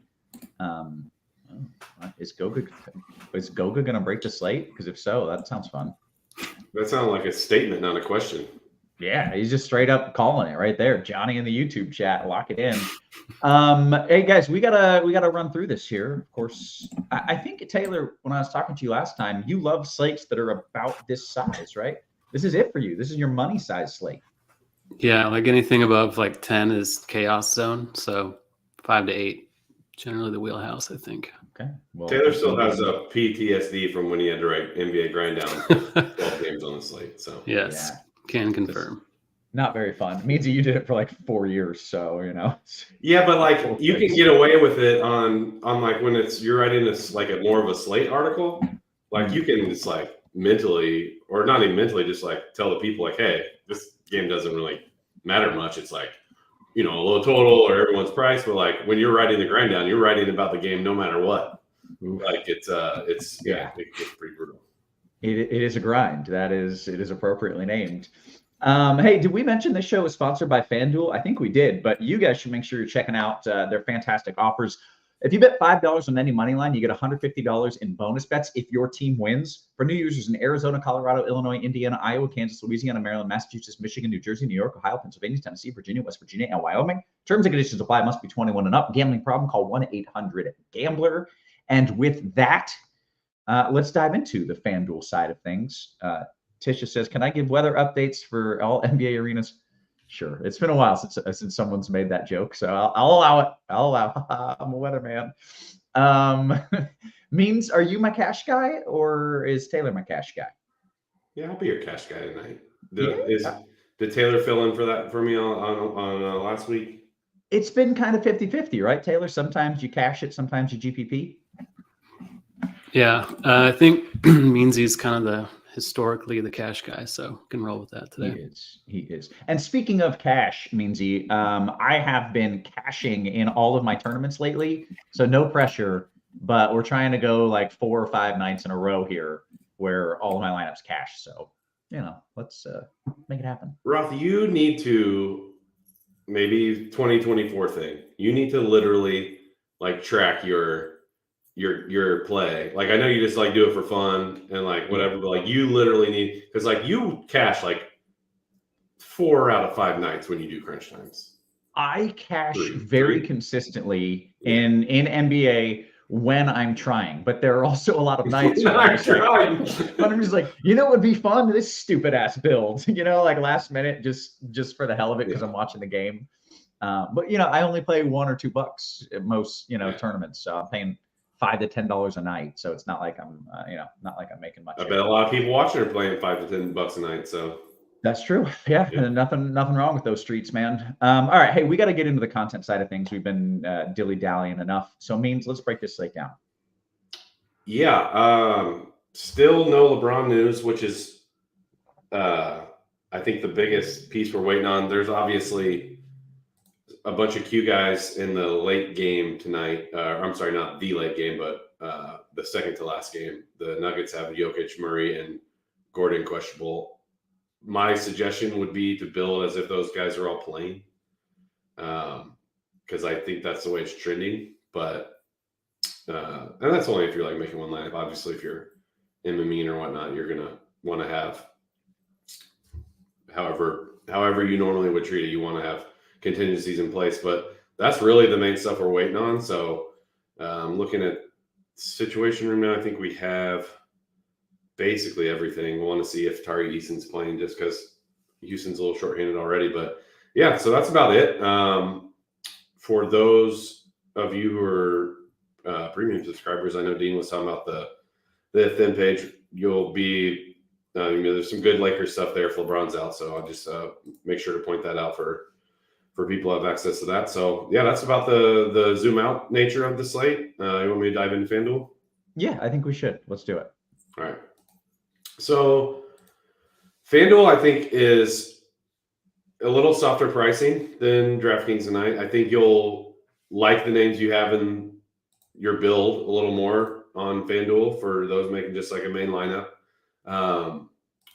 Like for cash games, I think you're like, and I'm really interested to hear what Taylor has to say about this specific player for tournaments, because it's kind of, even on a site like FanDuel that's a little softer pricing, like you're still starved for value a little bit. And when I say value, I mean cheap value, because it's kind of rough out in those streets tonight. So like you have Aaron Holiday, who's 3'9", no Van Vliet, and the kicker is that they don't have really anybody else at guard, like that at point guard. So like, sure, you can run stuff through Şengün. Jalen Green's going to take a ton of shots. Dylan Brooks is going to take a ton of shots. But strictly when it comes to like, we need to get the ball over half court. Yeah, like you still need a guard. Yeah, you still which need, matters. You need someone who can drill like the ball. to get the ball. Yes. Right. So whether that means like when he gets in the game or when he gets across half court, he may be passing to someone else and won't see it again, but he's going to be on the court a lot because they need that, and they need just like ball pressure and other things that we don't care about for fantasy, but it matters for like how many minutes you play. So the reason LeBron and AD are in. So all right, so we don't really have much contingency stuff to talk about because who the hell knows with Denver, because they got 3 guys questionable. so like back to the Aaron Holiday thing, he is the best cheap play on the slate, but he's not like, oh my God, I have to play him. So it's one of those situations where we have him 56% projected ownership, and he's a guy who could get 16 Fanduel points tonight. Even if he plays more minutes than we're projecting. So like play him in cash games, yeah, but that's one of those, he's going to get so much ownership because there's nothing else there. So I wanted to just spend a little bit talking about that because it's important, because he's going to just have a massive amount of ownership. And like his last couple of years, this year and last year, and this is, factored into projections anyway, so don't like overrate what I'm about to say, but like he's not been good fantasy wise. He's been like 0.7 Fanduel points per minute, which is fine if you're playing a bunch of minutes, but he could just go out there and stand in corners, man, once he gets the ball over half court. So I always like that distinction because, you see guys who have, all the rainbow tags and you immediately think, oh, this guy's a great play. Really, it's just a lack of other cheap value and almost a necessity in cash games, but it doesn't mean he's got this massive ceiling. So I always appreciate when you give me that heads up, because it lets me know, like, this is a dude I could fade if my builds take me that way. Yeah. And I'll try to tell you when I feel the other way about cheap guys who I think you like. I think I will literally tell you, I think I've not you, like the viewer, I've told the viewer you're an idiot if you don't play him. Right. And I will say that, but I'm not saying that tonight. So gotcha. Okay. Too much time on Aaron Holiday because I'm the cash guy. You should play it. So whatever. Let's just talk about other guards here. No, we'll keep it point guard. Spin ups. Nothing I like at the crazy top. Cade Cunningham would be the one I mentioned. But as far as guys who are just point guard eligible, you're definitely going Holiday, and he's only that, but then probably more in the mid tier. You have like the Jalen Green, Cole Anthony, D'Anthony Melton tier. I like that group. A little further down, you have Malik Monk, D'Angelo Russell at 6'3". LeBron's in, but that's fine. Russell's okay.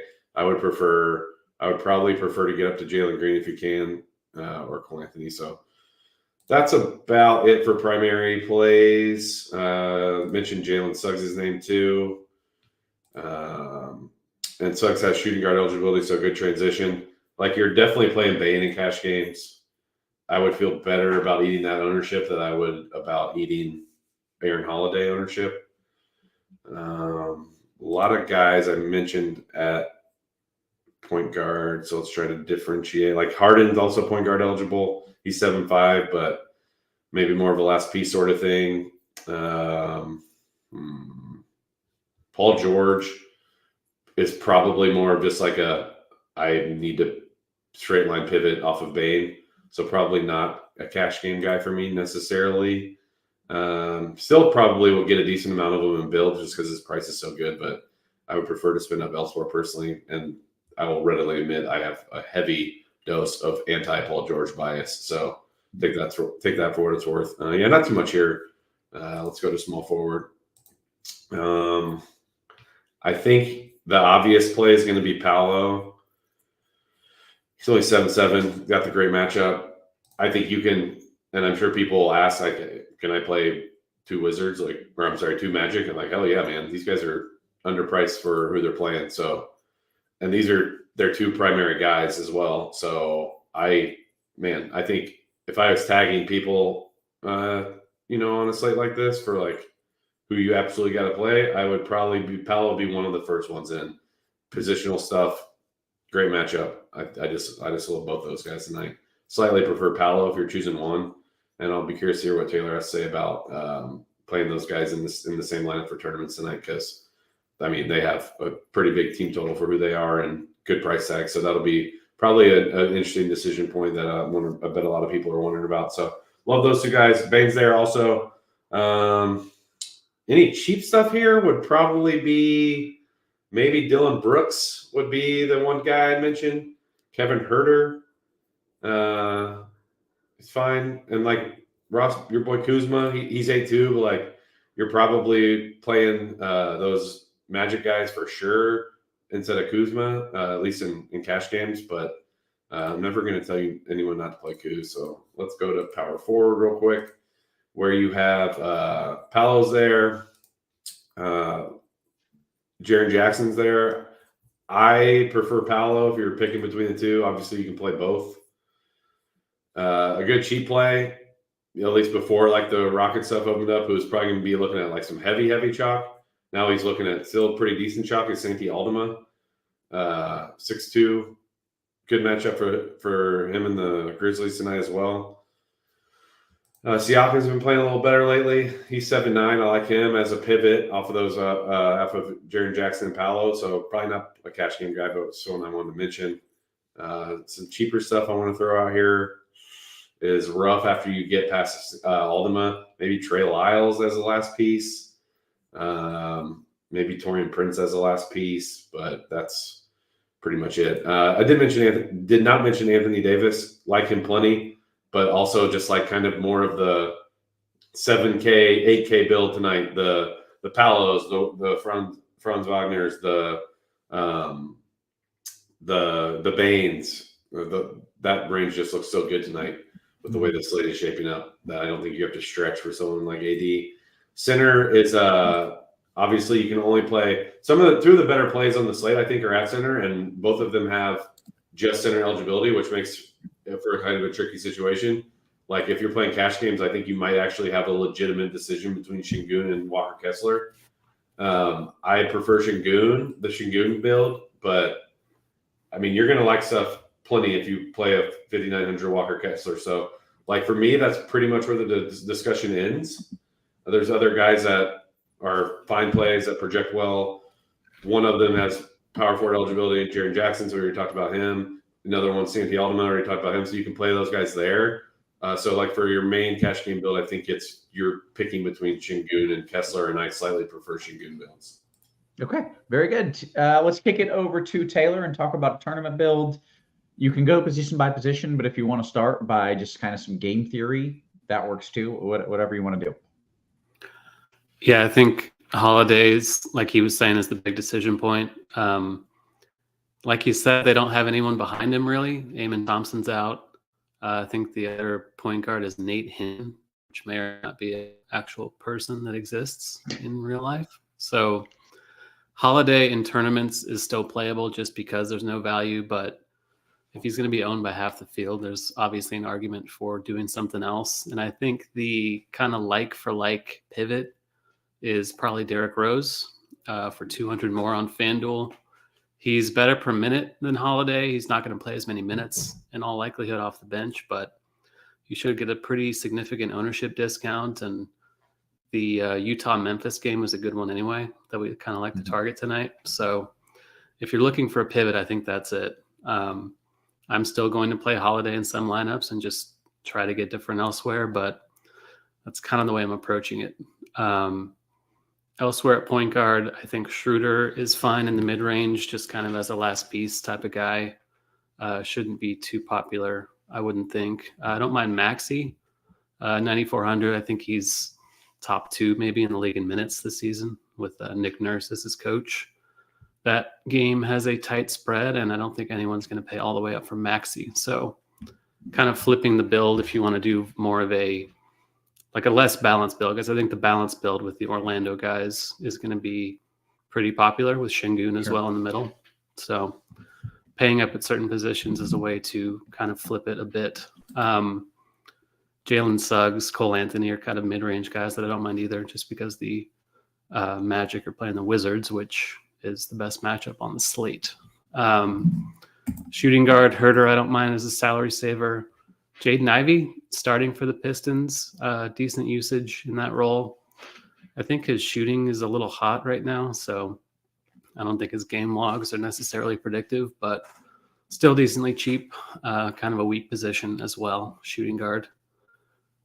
Bane, I don't mind, but I do think the straight pivot to George is a logical thing to do in tournaments. Last game of the night, Sacramento should be a pace-up spot for the Clippers. I do like he and Kawhi both. I'm not super inclined to play Harden just because His usage is way down with the Clippers. I think the other two have more consistent ceilings at this point. Those are kind of the natural pivots away from those chalky Magic forwards. So that would be the first place I would go if I'm looking to pivot away from them. And I do think that pairing them is going to be too popular for a tournament. So I would probably set a max of one Magic forward on FanDuel. Okay. Scotty Barnes, another guy. He's shown a decent ceiling this season. Not a great matchup against Phoenix, but that game does have a super tight spread as well. Tari Eason is questionable, but Jayshawn Tate's out for the Rockets tonight. He's 4,500, small forward only on FanDuel. Decent per minute guy. If he plays, if he's out, I think you just pivot to Jeff Green for, I think, 900 less and hope for the best, just because they're pretty thin at forward at that point. Let's see. Power forward, I think AD, like you said, is a good spend up since the balance build is going to be popular. Good matchup against Detroit. There's some blowout risk, but I think it's only a 7-point spread. So I'm playing AD and not worrying about it at that point. Trey Lyles, decent punt. Jaren Jackson, I think, is probably better on DK, but the FanDuel scoring system with 3 points for a stock is good for him. Siakam is another pivot away from those Orlando guys. And then at center, I'm looking at Şengün, paying up for Embiid or paying up for Sabonis. I don't think anyone's going to go there, and that game should be decent as well. And then Jokic, if he plays, no one's going to play him. He's still averaging like 2 fantasy points per minute on the season, but there's some concern that Murray could be back as well. But still Jokic, and he's still going to be like 3% owned. So happy with that too. Okay. You said if he plays, if he is out, is there someone who just pops up and we're like, oh, we got to have this dude, or not really? It's DeAndre Jordan. Don't expect him to put 50 up like he did the other night, but he'll start. But is he, I mean, is he a necessary piece if Jokic is out? Because he did put up 50, and even if he puts up 30 or 40, I mean, that's massive, right? Yeah, and he's 5K flat, but he's center only, so it's pretty limiting on FanDuel where you can only play one. Plus, we have to probably wait on that news. I do think Jokic is playing, though. I think the him sitting the other night was kind of a back-to-back thing, and they were going to punt the game, but they won it accidentally. Yeah, right. So right. I wouldn't count on that news. Okay, the accidental punt win. Yeah. Mm-hmm. Okay, we got to talk about DK. We've got about 20 minutes here. Chat is clamoring to speed up. We got 20 minutes. God, we got 20 minutes. We're fine. Have you guys, have you mentioned here, have you checked out our props and pick'em package, by the way? You got to check this out. Experts at RotoGrinders projections team going through all our premium stats, combing through the market, looking for inefficiencies. Through mid-November in NBA, NFL, and NHL, we're up 38 units for our expert picks. And you can just use our model, see which lines are off. You can find them. You can find the best spots. You can bet them. It is pretty fantastic. Check out the link in our description for more information on that. It is our props and pick'em package. That's what everybody's doing these days. They want props and they want pick'ems. So make sure you're checking it out. Means let's kick it up. By the way, you have been riding some of these props and pick'ems. You're in the I was gonna piggyback off what you were saying, and like seriously, if people are in the streets, whether you're in a sportsbook state or just like a price pick state, like I sincerely think we have like a really good team and like we have an edge. Like I sincerely think it, and I mean the proof is in the pudding too. Like we have sharp dudes writing up stuff, and the best part is they will tell you why they're picking it, and you can tell them to shove off. You're like, I don't like that. I'm not taking this one. I'm taking what this person wrote. I really love the explanations. Sometimes I read those and I'm like, you should have made this line. Like, this is clearly a wrong line. You are correct. This is the right side of this bet. And a lot of times those bets are at, minus 110 or plus, they're pretty much even bets, and there's a clear right side. So I love what they're doing there. Let's get over to DK. People are asking for a little DK walkthrough, and I am one of those people because right now I got freaking Cam Whitmore in my lineup, and I don't even think he's going to play. So you should I need some help. Hit the old clear all button and start. Yeah. Walk me through a build here, Means. Yeah, so kind of a similar situation at point guard. I don't think he might be as chalky. Let's see. We have Holiday at right about. He's at 49%. So it's not as appealing on DraftKings, his price tag, but it's also you're even more star for value. So it's I think it's going to be basically the same situation. So are you starting with him in a cash game build? Sure. Would I be running for the hills at 50%? You betcha. Yeah. But that's the situation. So maybe it's something like just think about if you have, even if it's just a 2v2 where you have Holiday and an 8K guy and Jaden Ivey and a 6.5 or 7K guy or something, those are the things you have to think about. Jaden Ivey, just a far, far superior ceiling than someone like Aaron Holiday, even for the extra money. So those are some of the cheap guys I'd be looking at.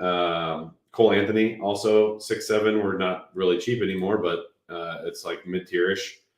Mm-hmm. Maxey would be probably the preferred spend up, but I think you can also find better spend ups at other positions, so not anywhere near a priority. Some other cheaper, not cheaper, but in the mid-rangey kind of 6K range. D'Angelo Russell, mentioned him a little bit on FanDuel. Jalen Suggs mentioned him a little bit on FanDuel. But I mean, I think in my opinion, I think you put in Holiday and then you kind of just move on. Then some of these other options you're looking at the guard slot. So let's go to shooting guard, where I think it's definitely Bane is your first selection here. Still really like Jalen Green at 6'8". So I think it'd be something for me where it'd be Holiday, Bane, then Jalen Green at the guard slot.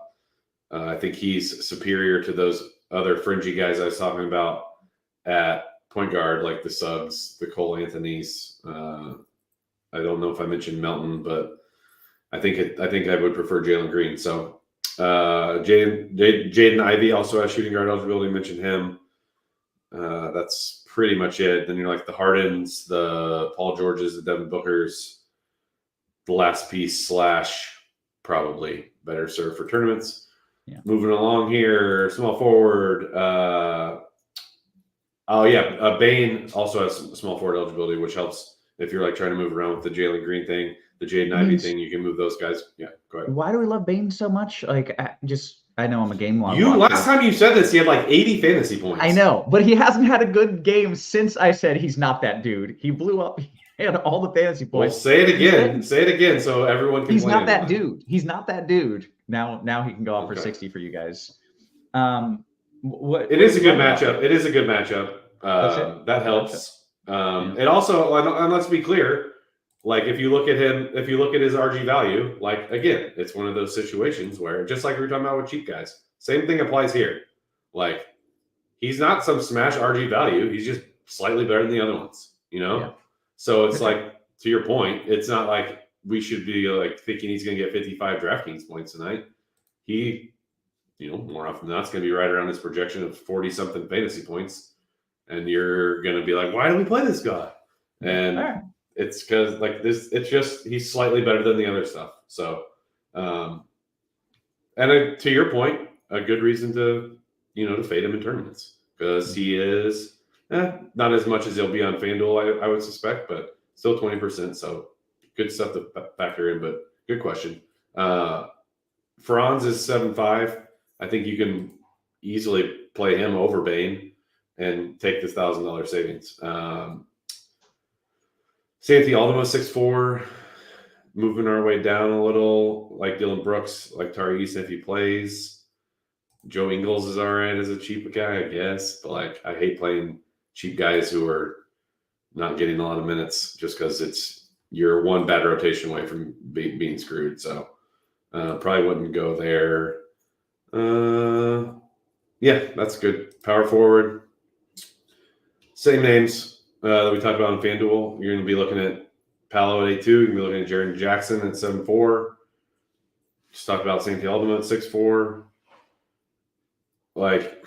Once you get past Holiday, man, there's just not a lot that's cheap. So you're going to be shopping in this 6, 7, 8K range and likely not going much higher. So those are the names I'd be looking at here for primary builds. Really like Jabari Smith at 6'1". I think at the least he's a good pivot off of Alderman for tournaments, but you can play him like kind of as the last piece, and you get in that forward spot or the util spot. Keep it moving here. Center, Şengün. I feel like every time I'm on a show, I talk about Şengün at center. It's just one of those nights again. Some other stuff that you have the opportunity to play in the util spot. AD, tough to get to, but he's only 9'8". Love that. I don't think it's like a Embiid or a Jokic slate for me for cash games, but I could see getting to AD at 9'8". But more than likely, you're probably going to be, if you're playing double center, it's going to be maybe Jalen Duren, maybe Walker Kessler, maybe Bismack Biyombo, but probably not. Maybe Goga. I prefer Goga over Biyombo. So yeah, that's about all I got. Okay, very good. Taylor, let's run through a little DK tournament build. What's different here from on FanDuel, or is it kind of the same thoughts that you had? It's kind of the same. Tari Eason, Aaron Holiday are popping as like kind of the best values that I see, but we talked extensively about the downfalls of Aaron Holiday.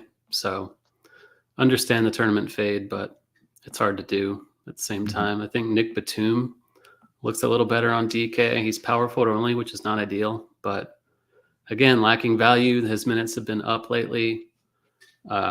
Philly has a lot of power forwards, though. That's not guaranteed to happen on a nightly basis. And the ownership is a little concerning. But again, like we have no one cheap, and he's cheap. So totally fine with it. Another point guard pivot, maybe away from Holiday, is Patrick Beverley. I think he's 3.6 on DK. His minutes have also been up a little bit of late. Again, like it's just like the Rose thing. Like he plays off the bench.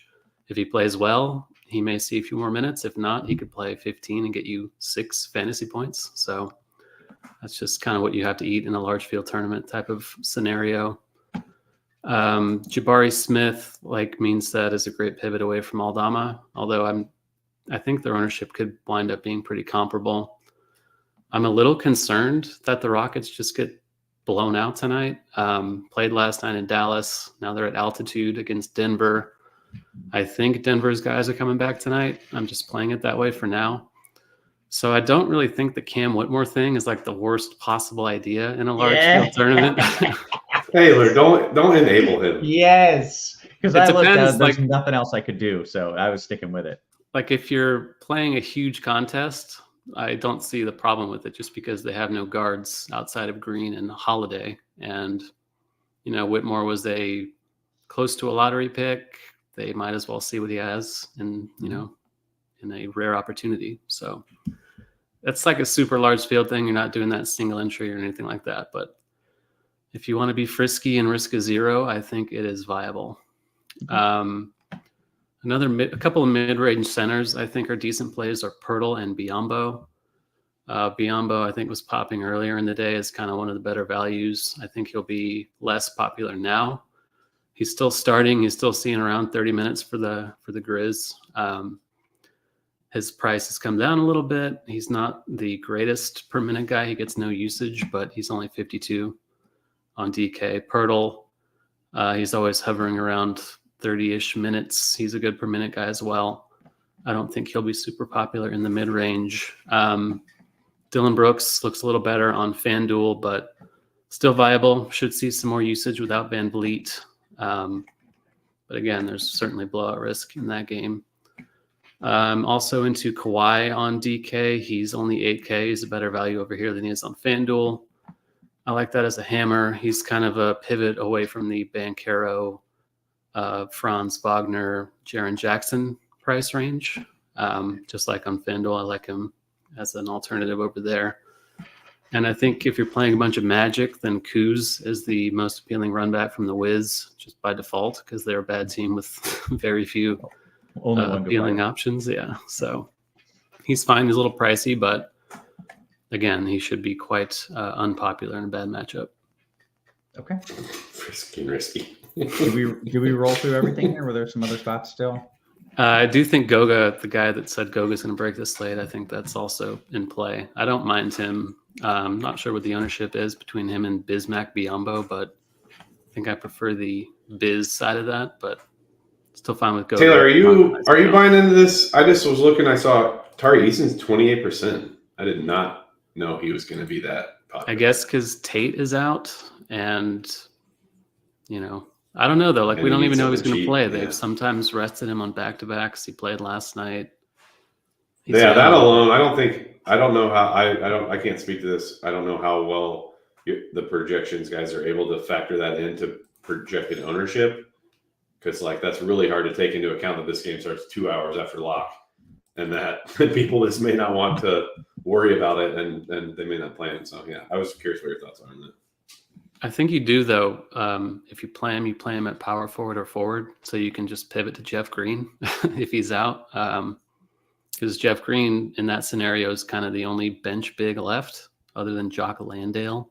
So I don't think Jeff Green's a bad alternative if Tari Eason winds up sitting. Good call. Okay. TJ in the chat says, if Eason sits, I'm legit going to play Whitmore in the Millie Maker. Yes, I approve. All right, we got about 7 minutes here until lock. Let's take some QQs. Is there anything else, Taylor Means, that you want to go over here? We got Max Christie starting for the Lakers, but Cam Reddish is back, so I don't really think you can play Christie with any confidence. Okay, good stuff. Scrolling up in the RotoGrinders Discord, that's where the cool kids are hanging out. Meansy, FanDuel Cash, Suggs, or Ivy? That's a good question, and it's close. I would slightly go Suggs. Okay. John Tom says, Taylor, DKGPP, Dar, D'Angelo Russell, or Reeves? I would go Reeves. Gamble says, Triple J has sucked. Do we need to play him for FanDuel Cash? Means? I don't think you need to play him. Would I? Yes, but you have options in that. I mean, you have Paolo. He has power forward also. He's basically the same price. And then you have like Şengün, who's center, and Jaren Jackson's also center. Like, you don't have to. Would I? Yes, but you don't have to. Okay. NBA DFS says, I'm in that ugly 4,500 range in cash on FanDuel. Meansy, Eason, Batum, Prince. Let me see what Jeff Green is on. Eason is. Yeah, I would. Man, trying to look at the timing of this too. But I would probably plan on Eason. Worst case scenario, you just eat the salary down to Green if Eason doesn't play. Yeah, I think that's what I would do. Okay. Swagging with Chris, FanDuel Cash Means right back to you here. Wagner, Keontae George, or Herder Bain? I would do the Herder Bain one. Okay, excellent. FanDuel GPP, Taylor, kicking it over to you. Gamble 28 says Barnes, Herder, or Aldama and Franz? That seems. Doesn't the second one seem way more expensive than the first? Barnes, Herder, or Aldama, Franz? That was the question. I mean, it's Maybe Aldama, Franz. Is it like a Harrison Barnes? Harrison Barnes and Herder. Or was Scotty Barnes and Herder? Scotty Barnes. Yeah. Scotty Barnes, Herder, Aldama, Franz. I'd go second one still. Gotcha. Okay. FanDuel GPP, Embiid is smashing. Yes, that's the question. He smashes every night. It's just a matter of if you can pay up for him and not feel disgusting about the rest of your lineup. Yeah. It's just hard to do. Carolina guy says, hey, Means, your favorite FanDuel single entry spend up? Good question. I think I would say I'll say Embiid just because I don't know if Jokic is playing, but like that is just such an easy way to get different without being stupid. Because like people are going to play so much Şengün and Walker Kessler on FanDuel, and you just play one of those dudes, your lineup's immediately different. Like that's a lineup you can eat Aaron Holiday chalk and feel fine with it, in my opinion. Yeah. Right. All right. We want Dean says, hey, is it me or does Meansy sound like he knows what he's talking about tonight? That's the like most backhanded compliment I've ever heard. Who asked that question? We want Dean, which is also like a which is Dean's neighbor. Yeah, it is. It's Dean's mom. Yeah. Dean's burner. Yeah. I always know what I'm talking about. Yeah. We You are Dean. especially on it today. Means two Magic, or sorry, is 4 Magic too many in FanDuel Cash? 4 Magic. Never when you're playing the Wizards. Never, ever. That's probably, yeah, that's true. FanDuel single entry Taylor, we got about 2 minutes until lock. I currently have Easton at small forward. If he doesn't play, do I come off Harden to Green at point so I could play Brooks, or just leave my money and play Green and leave Harden? Yuck. Do you understand that? Yeah, I think Green might be a better play anyway. He gets like a 13% usage rate without Van Vliet. So I think the Green side of that's the way I'd go. Okay, nice. FanDuel Cash means Franz and Kessler, or Ginger Herder and Şengün. Oh man, that's rough. Man, between those two, I would do the Franz and Kessler one. I think that sucks that you have to like not play Şengün, but between that one, I would do the Kessler one. Yeah. Okay. On FanDuel, if Easton is not in, who's the pivot? Did we go through this already for FanDuel? Jeff Green, and Jeff maybe find someone else to pay for because it's like a $900, $800 salary difference.